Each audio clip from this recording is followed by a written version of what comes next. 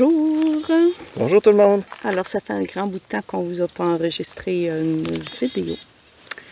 Alors, le dernier road trip a été rempli d'émotions.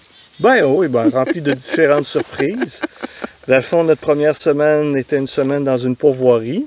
Et ensuite, on s'est rendu jusqu'à Kegaska, qui est l'extrême nord-est du Québec. Donc, on va vous raconter ça dans quelques instants. Alors, Marie-Claude, ta première semaine pourvoirie. Une belle découverte. C'était le cadeau de fête à Danny. Alors, Danny est du mois de septembre. Et là, je lui ai fait une surprise. On a réservé au domaine du canyon. Domaine du canyon. Et je l'avais choisi parce qu'il y avait des chutes. Parce que chute s'écrit avec un accent circonflexe par là. Et j'ai bien choisi. Ah oui, absolument. Nous autres, on est des pêcheurs de rivière. Heureusement, il y avait une rivière. On a pu aller pêcher dans la rivière amplement. Et on a pêché aussi dans les lacs. Et ce qu'on nous disait, parce qu'on n'est pas des pêcheurs expérimentés, on est très amateurs, les pêcheurs expérimentés ont eu la difficulté à attraper des poissons au mois d'août parce que les lacs étaient très chauds. Mais nous, on a quand même eu une bonne pêche. Donc, on en a attrapé combien dans les lacs? À peu près 9 ou 10. Ah, et Danny a fait une belle prise. Ah oui, un bon 12-14 pouces à peu près. Là. C'est pas des histoires de pêcheurs, c'est vrai. Là. Une belle prise. Alors, j'ai pris une photo, mais je suis pas sûre qu'on voit la truite, mais on voit, c'est l'omble de fontaine, mais on voit le beau sourire à Danny. C'est ça. D'accord. Alors, ça a été une expérimentation. Je dois dire que les installations là-bas m'ont agréablement surpris. On avait un beau chalet.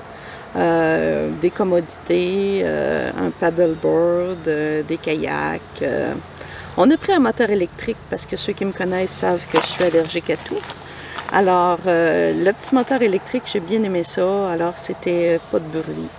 Ce qui m'a surpris un peu là-bas, c'est qu'il n'y a pas beaucoup d'oiseaux. Donc, c'est très, très tranquille. Et puis, on a vu une coupe de canards. Oui, il n'y avait pas d'ours. Très content, il n'y avait pas d'ours.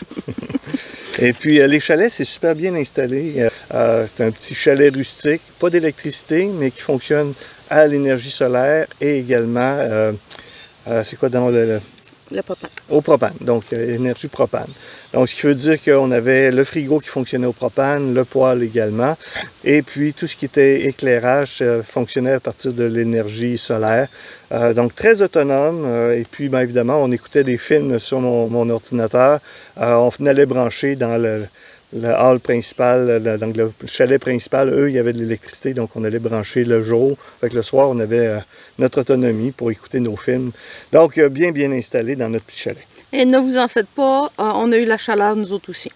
Il faisait très chaud, très chaud. Alors, j'ai essayé, comme toute bonne pêcheuse, tôt le matin, le midi, à 4 heures, le soir, j'ai fait toutes les heures.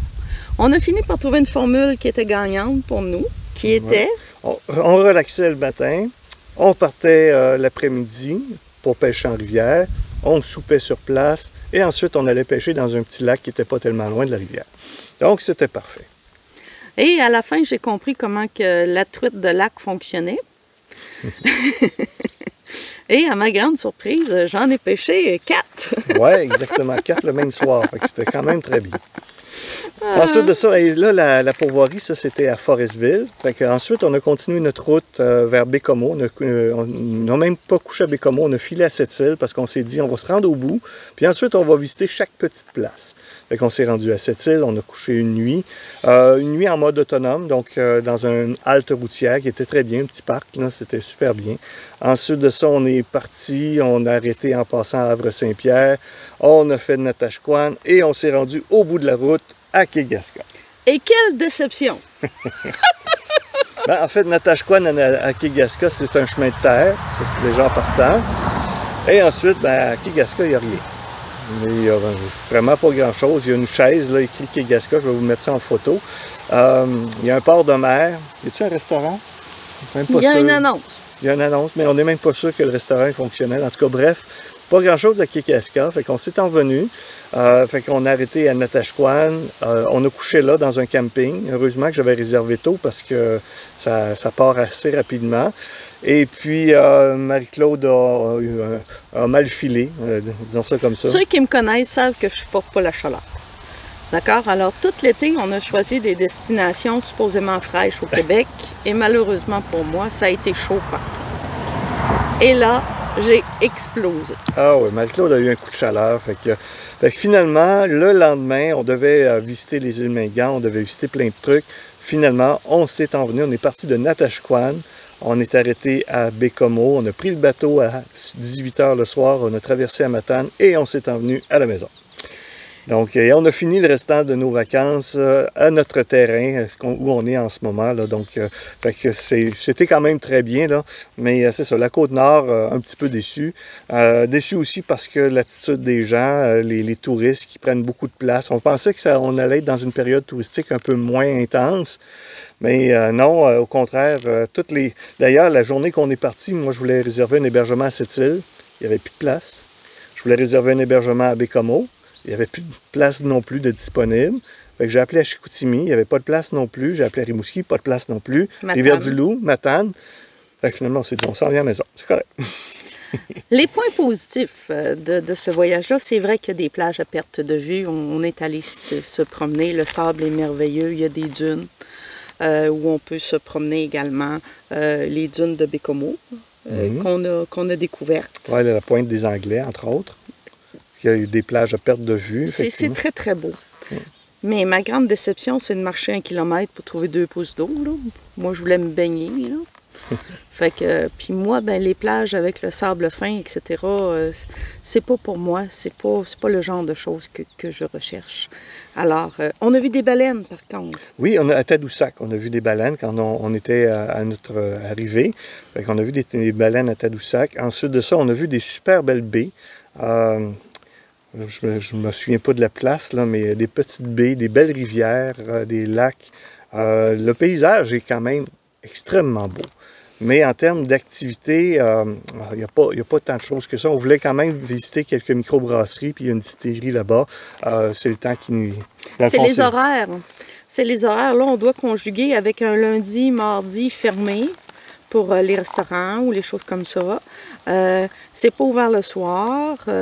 C'est une autre manière de voyager. Là. Alors, comment je pourrais dire ça? On était bien préparé puis mal préparé. On partait à l'aventure, mais dans ce cas-ci, il aurait fallu être plus préparé. Non, en termes de réservation, OK, on s'attendait d'avoir plusieurs endroits où on pouvait dormir, etc. Puis c'était vrai l'an passé, pour avoir jasé quelqu'un. Mais maintenant, toutes les haltes municipales sont devenues des terrains de camping, où on entasse les gens à la mode française. Les places sont très limitées. Puis après ça, sinon, ben, il n'y a pas d'autres places. Il n'y a pas d'autres places. Donc, c'est complet dans les hébergements, c'est complet dans les campings, c'est complet dans les haltes temporaires. Donc, il n'y a plus de place. Là. Ça fait que c'était un petit peu moins agréable. Mais somme toute, on a fait quand même un beau voyage. Un peu plus rapide que je m'y attendais, mais on a quand même fait un super beau voyage. Mais voyez-vous comment c'est mal coordonné. On essayait de réserver sur le bateau pour s'en venir à Matane. Puis il me disait pas de service la journée même. Bon. Sur le site Internet, on a téléphoné, ça ne répondait pas. On arrive au bateau, ben, il restait de la place. Donc, s'il y a beaucoup de problèmes de coordination, je pense que la région n'est pas prête à accueillir un flot de tourisme comme ça. Et les tourismes qui sont là ne sont pas prêts à partager l'espace qui est disponible.